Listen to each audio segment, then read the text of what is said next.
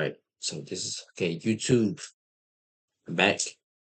Had to rerun the video again because I look like I made a mistake with like I pressed the key, I mean the space bar, and I think that's what ended the stream. Alright.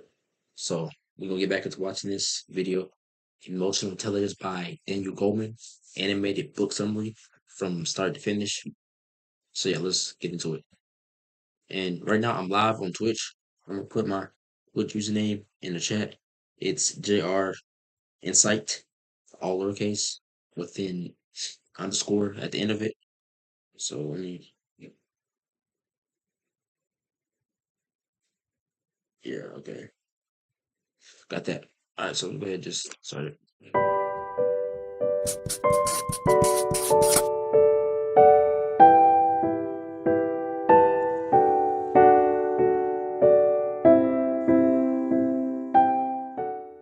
Daniel Goleman argues that IQ isn't everything. Our current view of intelligence is too narrow, ignoring important abilities that determine how well we do in life. The superior metric that Goleman prefers to use to measure life success is EQ, otherwise known as emotional intelligence. It's made up of these 5 things. Number 1. Self-awareness. This is knowing one's emotions as they happen. If you can do this, you'll make better decisions.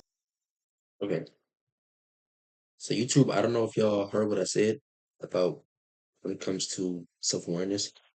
One pet peeve of mine personally is that when I'm out in public, whether it's I'm driving, walking around in grocery stores, whatever the case may be, right? One thing that gets on my nerves is when people seem to not have any type of self-awareness of what's going on around them, right? Whether it be like they're not, maybe this is me like thinking too much about it, but or I'm expecting the same people. I'm expecting people to have the same type of mindset as me or maturity as me. It's like, yeah, that's something that I gotta work on. Uh, but it's like when people, I mean, I'm not excusing it, but I'm not excusing it. So when it comes to a pet peeve of mine, is when people seem to not have any type of self awareness. People have self awareness. If we be honest, people have it. It's just sometimes they just don't show it like in public, and then for some reason I'm right then and there to see it, to recognize it. But that's just me. So yeah, let's go back to the video. So it says number 1, self awareness. This is knowing one's emotions as it happened. If you can do this, you make better decisions. So I guess this means when I say think before you speak, that's basically how I'll explain this. It's know one's emotions as they happen. If you can do this, you make better decisions. So yeah, like self-aware. In the words of Dion Does, I think he said this word. There's a such thing called meta awareness. Okay, meta awareness, and that means you being aware that you are aware. That's what meta awareness means. I think that's how he described it. Being aware that you are aware. So aware. So I so to describe it or what that means, how I would describe what that means is, so say for instance you're out in public and then you're being aware. That's level 1. Yeah, you being aware that I guess somebody's at the seafood department, right? Right. So like you see somebody far off, see somebody in the seafood department, right? So that's awareness. That's self awareness. All right. Whoa, hold on. So this is self awareness. So let me take a step back. Hold on. So self awareness, what this looks like is you're out in public and you know that you feel some type of emotion bubbling up. You feel, I guess, like agitated. Like you feel some type of agitation for whatever reason. It came out of nowhere. Agitation pops up for whatever reason, right? Right. So that's self awareness. But what meta awareness, like Dion does describe it, being aware that you are aware. What this looks like is you recognizing that you're starting to feel agitated. All right. So just to like describe it again, and we'll get back to the video. Self awareness is you feel agitation like building up on the inside of you. You don't recognize it right at first. You don't recognize it. Like it's just something that just pops up out of nowhere, right?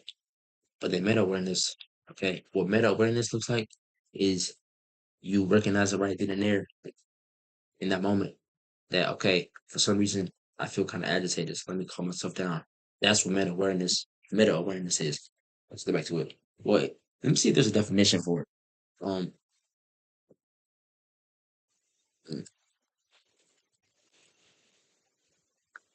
okay, meta awareness is a purposeful focus at a conscious level of how you are developing and maintaining your situation awareness. So yeah, one way you can accomplish this is by employing self-speak. I don't know what that means, but meta awareness, according to AI overview, says meta awareness is the process of intentionally focusing on the contents of one consciousness. So yeah, so you're intentionally focusing on, okay, right now I feel kind of agitated. So let me not feed into it. Let me take a step back, calm myself down, breathe, and then boom. That's what meta awareness looks like. So that's the way I would describe it. Yeah. Let's get back to it.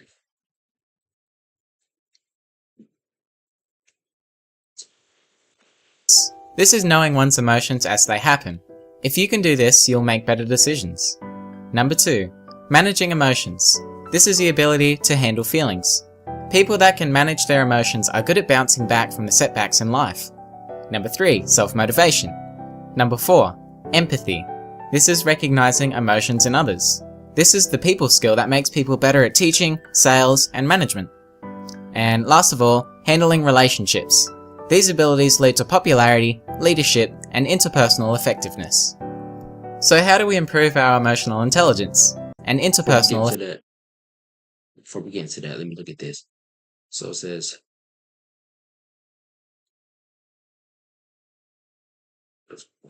yes, okay. So, hold on. Handling relationships, better at teaching, sales, and management. And last of all, handling relationships. Relationships. So the reason why I pause this is because I think there's an underlying I guess factor that has to be the root of all this. All right. Well, let me take a step back. I believe that some of these qualities is a skill. If not all of them, most of them are a skill. So let me take a look at this. Self motivation. Some ain't gonna lie, some people are born with self motivation, but for some people, some other people they have to learn self motivation. All right, managing emotions, that's definitely a skill. Self awareness, self self self awareness, self awareness could be something. It's like mm, maybe I would say I'm leaning more towards the side of this is like a skill that you have to like work. I don't think it's necessarily something that you're born with. Maybe in some cases, I don't know. I'm just giving my 2 cents on what I think about this book somewhere. All right, because I'm reacting it. I'm reacting to it with you guys. Right. So then it says handling relationships. That's definitely a skill.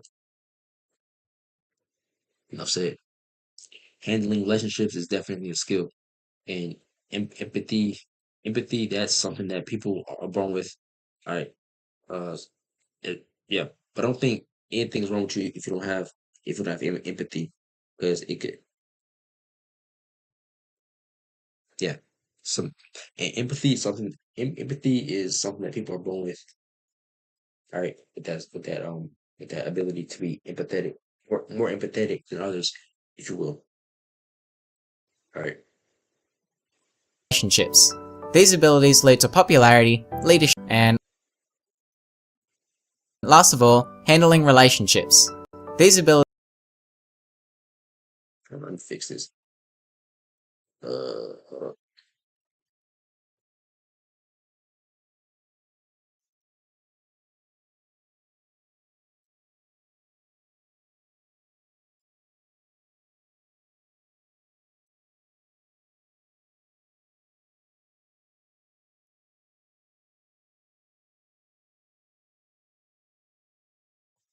abilities lead to popularity, leadership, and this is the people skill that makes people better at teaching, sales, and management. And last of all, handling relationships. These abilities lead to popularity, leadership, and interpersonal effectiveness. So how do we improve our emotional intelligence? Goleman offers various insights throughout the book. I'll go over the ones that I found the most useful, and I think you will too. Lesson 1. The ventilation fallacy. Venting when you're angry prolongs your mood rather than ending it. Goleman tells of a story where he's in New York and he hops in a cab. The impatient cab driver honks the horn, signaling a young man to move out the way. The young man flips a bird, so the cab driver yells back, "You son of a bitch!" followed by revving the engine loudly out of anger. Bruh. Bruh. Driver yells back, "You son of a bitch!" followed by revving the engine loudly out of anger. As the cab takes off, the driver then says, "You can't take shit from anyone. You gotta yell back. At least it makes you feel better." Contrary to popular belief, Goleman, along with findings from multiple studies, argues that venting your anger doesn't make you feel better, but instead prolongs and amplifies your anger. It pumps up the emotional brain's arousal and leaves people feeling more angry. Don't get confused though. So let me hold on real quick because this is actually like something powerful that I want to like bring up real quick. Hold on. Uh, there's a scripture. There's a scripture that says, y'all guessed it. Uh,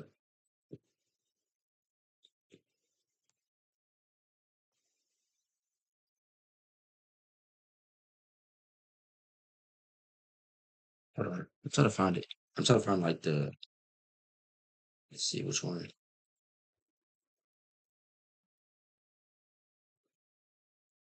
Okay, right here. This is actually good. Not gonna lie. Okay, why is it doing this? Oh, come here. So, anyways, I'm just gonna read right here. It says, "Fools vent their anger, but the wise quietly hold it back." All right. So this. I guess that's the way you can describe composure. Composure is like keeping your cool in the moments when things get hot. All right. So, say for instance, you feel something building up. Um, you feel chaos all around you. You know, composure kicks in when you're able to have that self awareness to not to give into the chaos, but actually like slow it down. You know what I mean? Like coherently voice your opinion. You know, in a calm, soothing tone. You know what I mean? So like it says, "Fools vent their anger, but the wise quietly hold it back." So it's like they think before they speak. Basically, there's another verse that says, "A quiet answer turns away wrath." And yeah, but was there something else I was going to add to that? Injury. Yeah, about composure. Keep your composure in moments when things get hot and heat. You feel under pressure. Say something back. Like people like raising their tone at you. Like they act like they want to fight or something like that. Composure looks like you. It's like, okay, calm yourself down. You speak out with self control, a fruit of the spirit. So yeah, composure helps you to avoid unnecessary conflict. Or yeah, I mean unnecessary composure helps you causes for you to avoid unnecessary altercations. All right, I put it like that. I put it like that. I'm saying. So I don't know why it's doing this. I'm gonna just have to like close that. Yeah, yeah, close. All right, let's get back to it. Well, first, let me find out scripture. Gosh, I don't know why.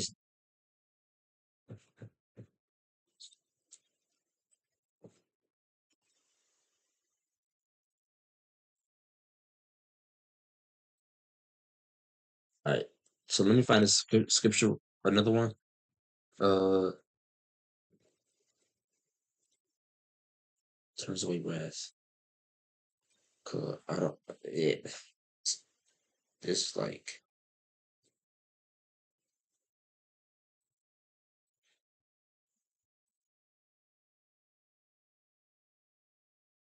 how to. There we go. That's YouTube.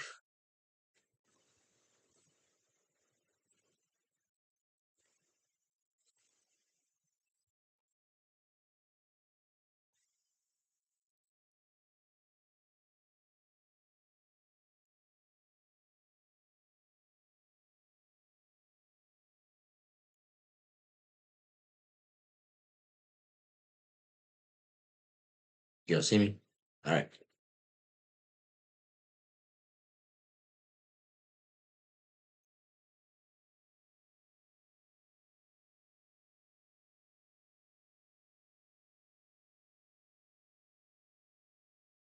All right. So it says a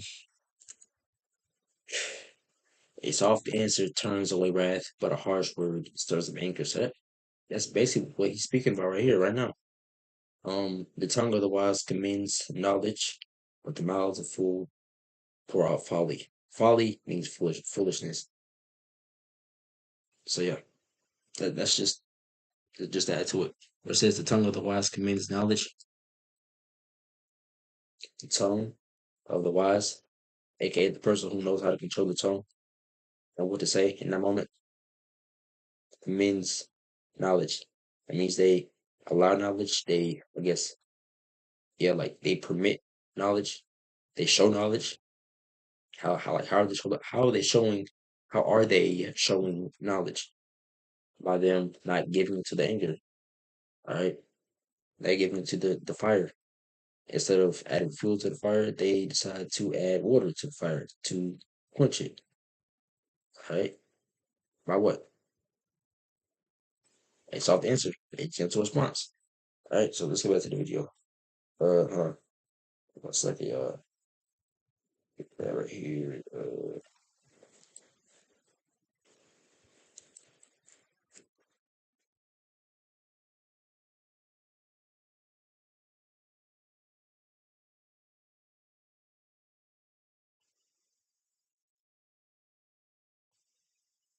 Let me show you why I stopped paying for all my other sample libraries. This is Arcade by Output. This thing has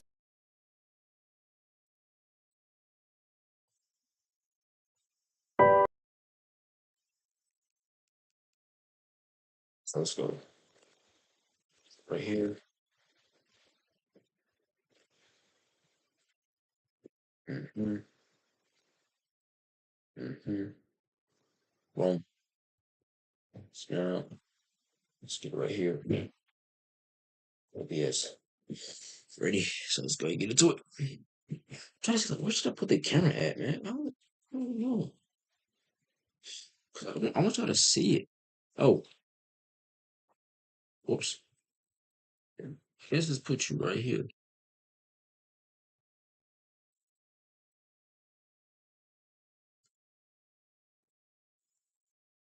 All right. Do the same thing for right there. So put that right here. So we good. We good. We good. We good. Hold on. Are we good? Good. Okay. So let's go get back to it.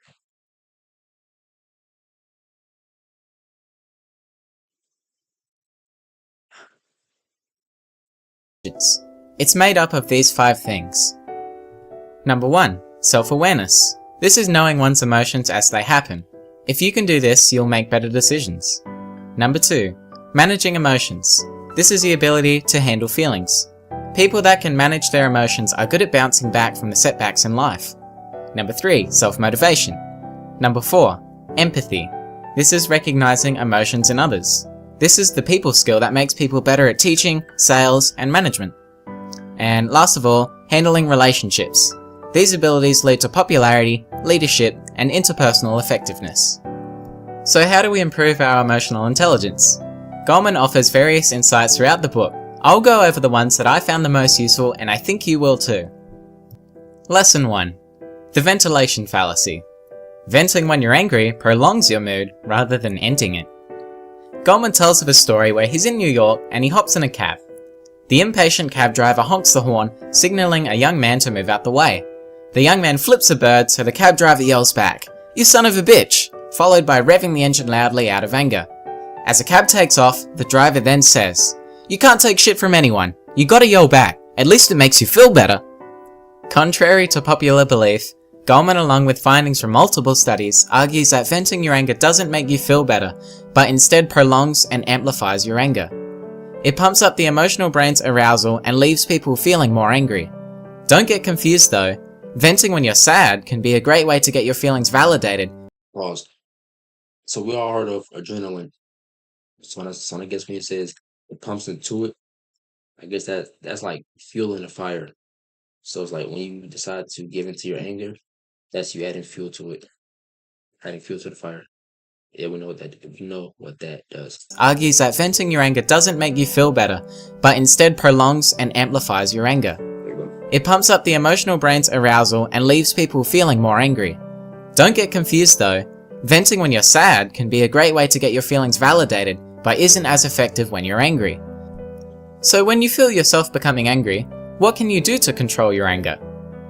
A. Take a few deep breaths to help you relax and slow your heart rate. I was talking about this, about the composure. I'm telling you right now, this is my first time watching it with you guys and girls. Wow, I was just speaking about this, composure. Take a deep breath. You know what I mean? A. Take a few deep breaths to help you relax and slow your heart rate. This helps your body go from a high arousal to a low arousal state. B. Go for a walk, but don't indulge in anger-inducing thought. C. As bad thoughts come to you, write them down and then reframe them.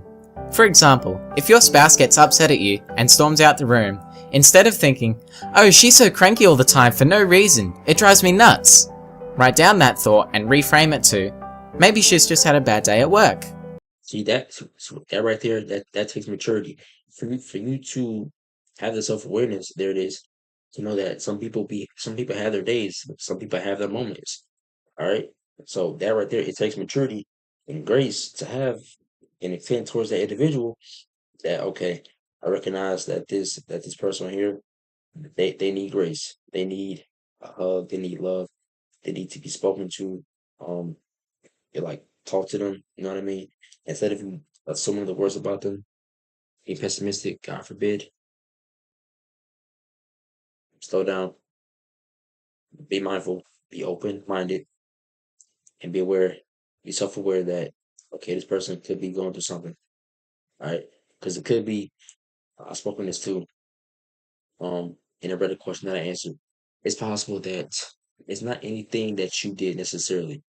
All right, so whenever somebody comes at you a certain type of way, they start yelling at you, they mean mug you or something like that. They seem to be impatient or they raise their tone at you, whatever the case may be, right? In some cases, it's nothing you did wrong. They could have just went through something. They could have just received some type of bad news, God forbid. And so, wrong place, wrong time. They what you got was what was already built up on the inside of them. So no, it's not necessarily anything that you did. It's just something that happened. All right, and there's also scripture that I want to bring up too. Uh, let me find it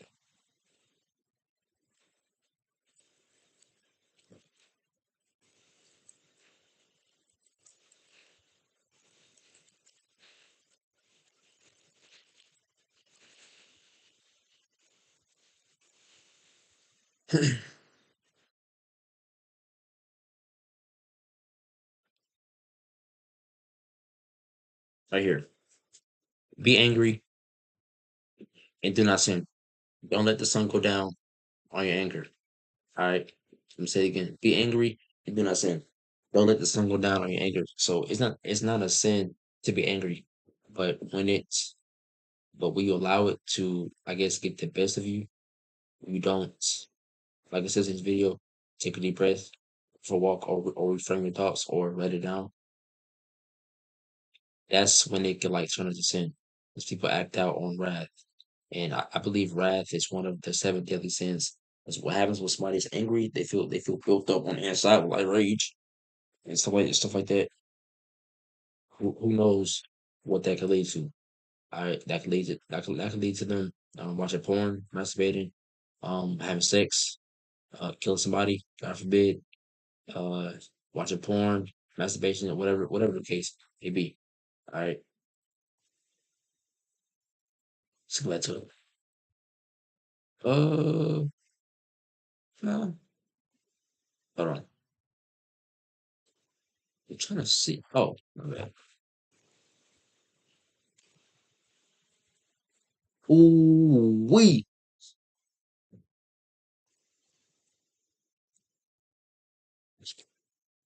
YouTube. My bad, YouTube. Man, I didn't tell me that this was happening.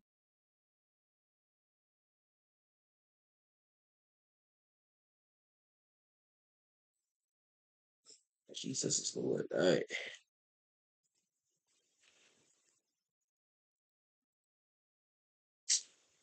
Wait, hold on.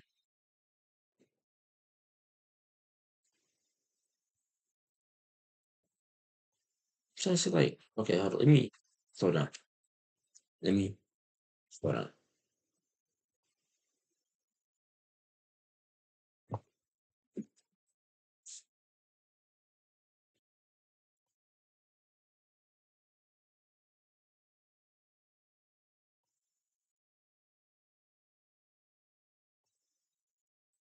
Hold on.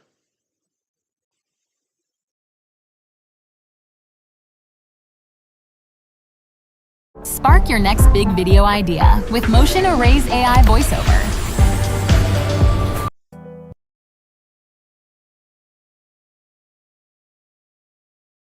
I'm sorry, YouTube. All right. So,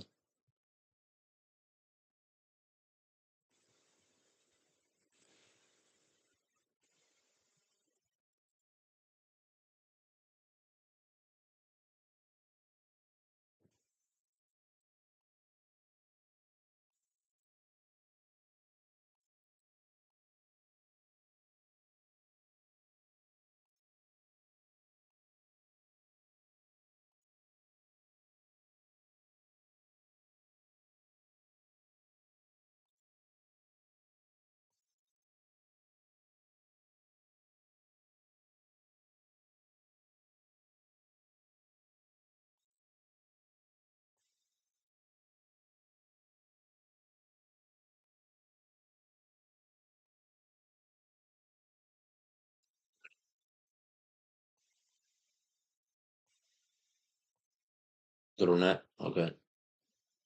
Uh, good on that. Okay. So, go over here to Twitch. Twitch is good. So now, boom. You should go to YouTube. Go to YouTube. Boom. Oh, all right, let's go. Yep, let's go. Arousal to a low arousal state. B. Go for a walk, but don't indulge in anger-inducing thought. C. As bad thoughts come to you, write them down and then reframe them. For example, if your spouse gets upset at you and storms out the room, instead of thinking, "Oh, she's so cranky all the time for no reason, it drives me nuts," write down that thought and reframe it to, "Maybe she's just had a bad day at work." Lesson 2. Again, that takes maturity. You got to learn it. Have mindfulness and self-awareness. Be thoughtful about it too. Don't ruminate, just had a bad day at work. Lesson 2. Don't ruminate when you're sad, distract yourself instead. A saleswoman gets depressed and spends so many hours worrying about it that she doesn't get around to important sales calls. Her sales so many hours distract. Okay, it says the word ruminate. It means think deeply about something. Synonyms include consider, contemplate, think about, meditate on. That's a good one. Dwell on, worry about, give consideration to, uh, puzzle over, turn over in one's mind. Those are the synonyms. So that's what ruminate means. So let's hear that one more time. Lesson 2. Don't ruminate when you're sad, distract yourself instead. So it's saying don't think deeply when you're sad. Distract yourself instead. I don't. I mean, I ain't gonna lie. I don't know if I agree with this necessarily because if you distract yourself, cause yeah, if you try to distract yourself when you're sad, all it takes is for one moment to happen, then everything that you were trying to keep down and below, you wasn't trying to talk about it. All it takes is that one big moment, then boom, everything comes out. That comes out in the form of wrath, rage. All right. So I don't think I necessarily agree with this. And it says don't ruminate when you're sad, distract yourself instead. Because like if you were to distract yourself when you're sad, that's you. I guess this is your emotions, and then this is you trying to distract yourself. When you're doing that, you're pushing it down. You're trying to push down your emotions. You're trying to get back up, pushing it back down. Like you distract yourself, and then it goes. It's like a tug of war inside, tug of war inside, tug of war inside. Right? You see it, and then you pushing it down by you distracting yourself. But then, like I said, all it takes is for one moment to occur. It takes the right moment for for you to be in traffic, for somebody to cut you off on highway, for somebody to, I guess, speak too loud at you. Um, whatever the case may be, it takes for the right moment for somebody, I guess, to hit the back of your ankle at grocery stores. Um, ooh, that's what I'm saying. But like, it takes that one moment, and then all that, see, all them decompressed emotion that you were trying to keep in the grave, boom, it explodes. It explodes in the form of what? Rage, anger, uh, wrath, and then boom, a huge scene is caused. And Lord forbid you can get arrested or something like that happens, or anything instrumental happens, God forbid. So I don't think it's the right thing to do to distract yourself when you're sad. Instead, take a step back, take a breather, say, "Hey, I gotta go." Like, "Hey, I gotta go to the restroom." All right, but then I guess in moments where like you don't have the opportunity to go to the restroom and like, but you feel sad right then and there, like a lot, you're just gonna have to like push through it. You know what I mean? That's not distracting yourself. That's you having that mental uh fortitude, mental strength to like prevent yourself from breaking down right then and there. So then later on, when you start to later on when you like off and by yourself, you're able to vent like shed some tears, cry, why not?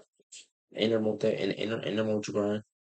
Write down your emotions, how they made you feel, and then because if you were to pretend like nothing happened, like I said, all it takes is that one moment you pushing out all them emotions, and then boom, boom, boom, boom, boom, boom, and, that, and then it comes out.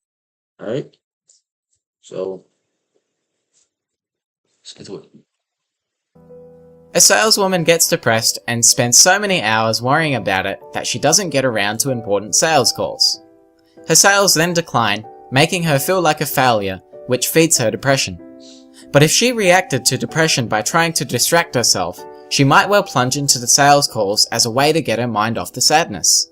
Sales would be less likely to decline, and the very experience of making a sale might boost her self-confidence, lessening the depression somewhat. See, somewhat. That's the key word. Somewhat. All right. Because you have to keep in mind that this life is a marathon. One thing I learned from Jeff Harris is that you can't run from you. You cannot run from you. You can't run from you. All right. You can't run from you. All it takes is one moment for something to go down at like whatever age it is, and then boom, everything that you thought was in the grave, everything you thought was like you was over it, it wasn't really over it. All it took was that one moment for that to occur, for those emotions to come out. That's why it's important to feel it. You know what I mean? To cry. All right. Don't be ashamed to cry. All right. So yeah, get to it. What Goleman is trying to say here is that continuing to think negative thoughts will lead you deeper into sadness. Distractions are what break the chain of sadness-maintaining thinking. The best distractions are ones that will shift your mood, such as a funny movie, reading an uplifting book, or going to an exciting sport event. Just so that we're clear, only person that can break the chain of depression is Jesus Christ. I just had to say that, you know what I'm saying? Ain't no type of created thing, no type of resource or some type of music. Yeah, like I don't know, wearing shades, I guess, trying to distract yourself, trying to read away the depression, trying to puff the depression away, trying to, I guess, sex the depression away, try to I don't know, try to beat yourself out of depression. Like only person that can break that chain is Jesus Christ. Jesus Christ. Period. Let's go. Period. Let's go. He says distractions are more effective than crying because crying often reinforces rumination and prolongs misery. Goleman offers 4 more solutions to managing sadness. Alright, here are some goodies. A. Aerobic exercise is good because it changes your physiological state. Depression is a low arousal state, and aerobic exercise counters it by putting you into a high arousal state. B. Go for that easy success. Do that small task that you've been putting off for a while and reap the rewards. C. Reframe the situation. Just like with anger, take note of bad thoughts when they come to you and see them in a more positive light. I can resonate. Those last 2 ones where you said complete small tasks and reframe the situation, I agree with those. But the first one, what I will say is that I said this like a few minutes ago. Drill Forest said you you can't run from you. You can't run from you. Like no matter what happens, what I'm trying to say is you have to address the situation. You have to. All right. It's like you have to address the situation. And you may be wondering, okay, who do I address the situation to? Because I can't trust anybody. There's something that okay, I rebuke saying that I can't trust somebody. In Jesus' name. I heard this quote from somebody one time. I heard this in 2020, 2021. Time, man, this thing was deep. It goes, he said, trusting nobody is just as dangerous as trusting everybody. One more time. Trusting nobody is just as dangerous as trusting everybody. Trusting nobody is just as dangerous as trusting everybody. How can it be so? Because if you don't trust nobody, that means you miss out on the people who actually have the right heart intentions for you to help you I guess overcome like what you're dealing with. Whatever you have to vent out, whatever you have to talk to somebody about, like seek help. Basically like take some insight on how to go about handling certain situation. If you were hypothetically to not trust nobody, excuse me, if you were to hypothetically not trust nobody, you miss out on the blessing of somebody being able to help you. All right. So so I heard that quote in 2020 or 2021. It's so true. It's so good. Like trusting nobody is just as dangerous as trusting everybody. Trusting nobody it's just as dangerous as trusting everybody. Trusting nobody is just as dangerous as trusting everybody. All right, let's get back to it. With his strategy, which helped me after my first relationship ended. Oh, I had a lot of negative thoughts like, life will never be the same without her. After 7 months, I finally accepted that the relationship was over, and if I continued to grieve, I would surely get nowhere. So instead I thought, reframe this. Depression is a low arousal state, and aerobic exercise counters it by putting you into a high arousal state. B. Go for that easy success. Do that small task that you've been putting off for a while and reap the rewards. C. Reframe the situation. Just like with anger, take note of bad thoughts when they come to you and see them in a more positive light. I can resonate with his strategy, which helped me after my first relationship ended. I had a lot of negative thoughts like, life will never be the same without her. After 7 months, I finally accepted that the relationship was over, and if I continued to grieve, I would surely get nowhere. So instead I thought, okay, that relationship wasn't so great. What can I learn from it? This was a massive turning point in my life. I'm now in a new relationship and things are going great. Something that never would have happened if I didn't change my thinking. Lastly, help others in need. It helps us empathize with others and lifts us out of negativity. Oh, okay. I actually agree with that to an extent. Right. On top of you addressing the situation and not running from the situation, not running from the situation, but actually addressing the situation. I heard from a book one time. It says it's impossible to feel hopeless when you're giving out hope. I'm gonna say that one more time. It's impossible for you to feel hopeless when you're giving out hope. So I guess, for example, if you were to give hope to somebody, right, that's going through a situation, um, then you see them feeling better and them getting uplifted. You see a smile come on their face. They start laughing. They start feeling more better. It's impossible for you to feel hopeless when you giving out hope. I heard that from a book. I think it's a book called shoot The Talk About Money by Dale Alexander. Let me you know what? Let me get that book for y'all. Let me not well hold on. The Talk About Money, Dale Alexander. Yeah, I heard it was from this book right here. Well, no. Not this one. Not this one. Hold on. In it. Well, hold on. I guess that's the one. It. This is the author. Yeah, this is the right author, but that only had that same thumbnail or the same cover. Let me see something. That's weird. Hold on.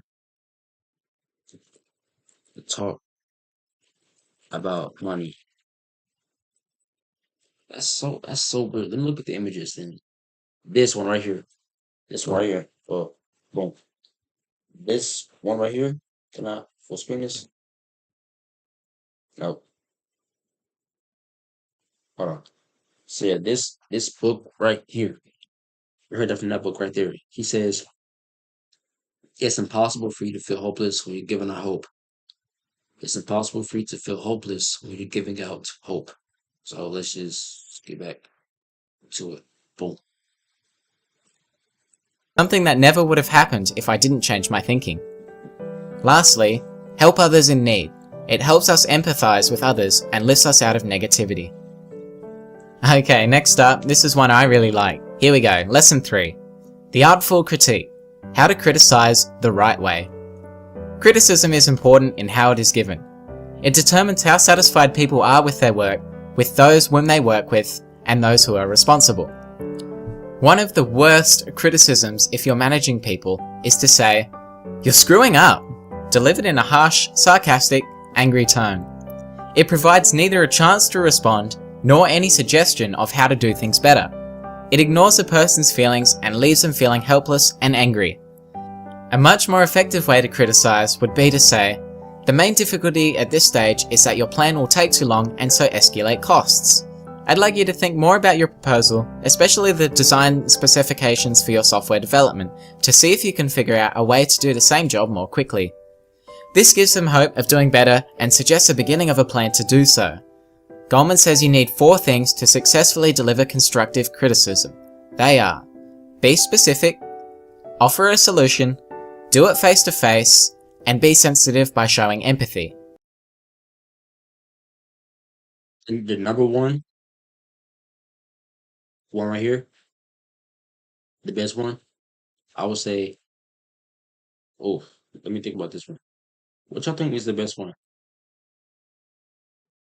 I would say I'm thinking show empathy, but I was thinking about be specific. If I had to choose one, I would say like show empathy, because truth be told, sometimes people like we learn as we go. Like we're not perfect. We all you know what I mean. We learn as we go, so we got things to learn as we go, right? So it's like showing empathy, and then you be specific, and then offer the solution while doing it face to face of that it it helps them more than if you were to just offer a solution without showing any type of empathy, without being specific while doing the interface. So in other words, uh, showing empathy while criticizing somebody because you're doing it. That shows you're doing it out of love. All right. I'm not saying that somebody being harsh on you isn't them doing it in love, but for the context of what they're talking about, emotional intelligence, or like how to criticize the right way. I'm just adding my 2 cents to what was said. Level criticism. They are: be specific, offer a solution, do it face to face, and be sensitive by showing empathy. Lesson 4. Emotional contagion. Set the emotional tone. So in a simple experiment, 2 volunteers filled out a checklist about their moods at the moment, and then sat facing each other quietly, waiting for the experimenter to return to the room. 2 minutes later, she returned and asked them to fill out the mood checklist again. The pairs were purposely chosen so that one partner was highly expressive of emotion and one who appeared flat and expressionless. It turns out that the mood of the expressive person had been transferred to the expressionless person. This is an example of emotional contagion. Our emotions are contagious like a virus. They spread through others. This is why speakers like Tony Robbins are able to hype up their audience and get them involved. They show their passion and energy, which spreads through the audience like wildfire. Goleman says this ability to drive the emotional state in another person through emotional contagion is at the heart of influencing people, whether that's through speaking, teaching, singing, or in any other interpersonal communication.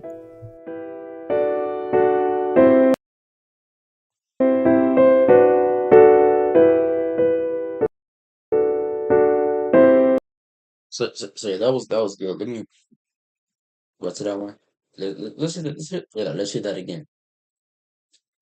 Be specific, offer a solution, do it face to face, and be sensitive by showing empathy. Lesson 4. Emotional contagion. Set the emotional tone.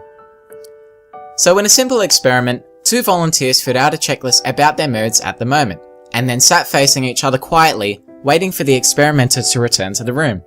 2 minutes later, she returned and asked them to fill out the mood checklist again. The pairs were purposely chosen so that one partner was highly expressive of emotion and one who appeared flat and expressionless. It turns out that the mood of the expressive person had been transferred to the expressionless person. This is an example of emotional contagion. Our emotions are contagious like a virus. They spread through others. This is why speakers like Tony Robbins are able to hype up their audience and get them involved. They show their passion and energy, which spreads through the audience like wildfire.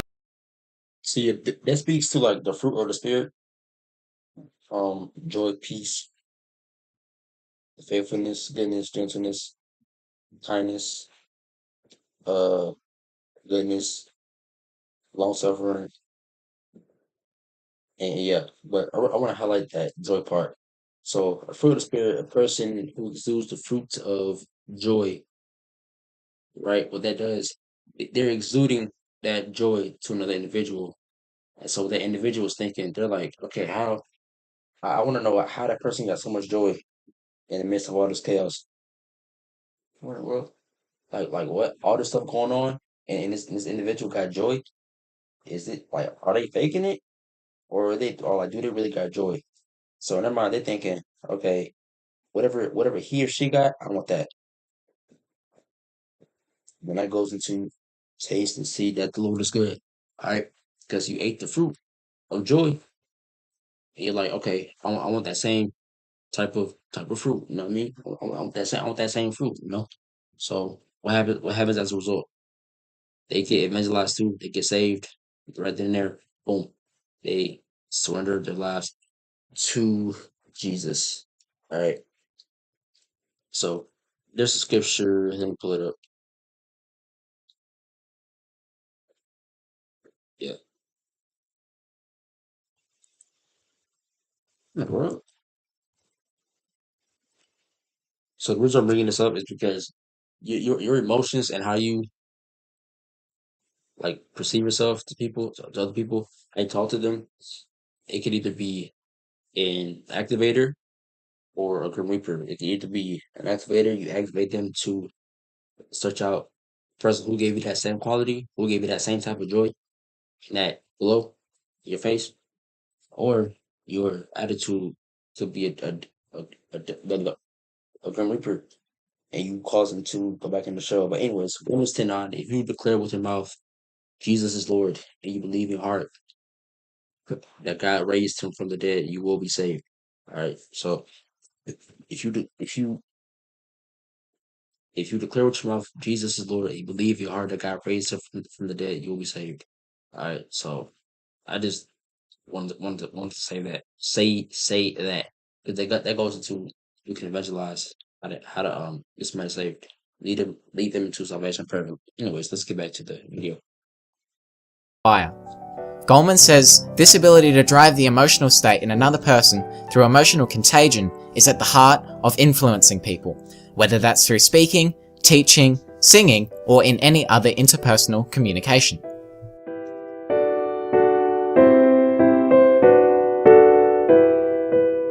All right, can I end it off with this? Your first encounter with people matters. So this is JR Insight. Appreciate y'all tuning in, and I'll see y'all next time. Peace.